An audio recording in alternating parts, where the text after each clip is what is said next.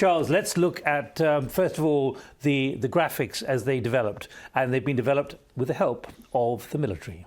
That's right. This is the latest version of this game that's been in operation for a couple of years now. And this is very specific. This is about an amphibious landing by Chinese troops on the disputed Senkaku or Diaoyu Islands.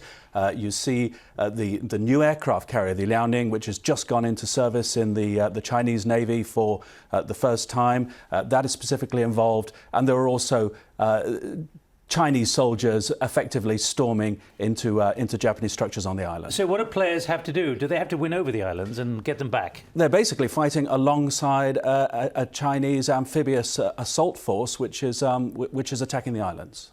And could it be that there are large numbers of computer programmers and certainly People's Liberation Army soldiers there?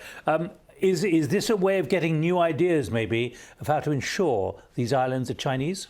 I think it's all part of this febrile atmosphere in China at the moment. A huge anti-Japanese sentiment. It all boiled over last September and hasn't really let up since. There's cat and mouse games going on between Chinese and Japanese ships over these disputed islands in the East China Sea. Lots of rhetoric from the Chinese. It's no coincidence that this latest version of the game is being released on Armed Forces Day. It's the 86th anniversary of the foundation of the People's Liberation Army.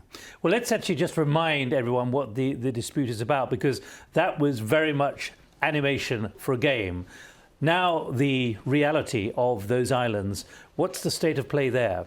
Well, these are uninhabited islands in the East China Sea, which are administered by the Japanese. The Chinese are not accepting the Japanese claim. There are all sorts of disputes over exclusive economic zones, gas deposits in the area. What's really changed in the last few months is that the Chinese have been really testing the Japanese hold on those islands. They've been sending in various Coast Guard vessels. They've even been flying military aircraft near the islands, really probing and prodding to see the extent to which the Japanese are going to hold on to them. And in 10 seconds, how do you win the game?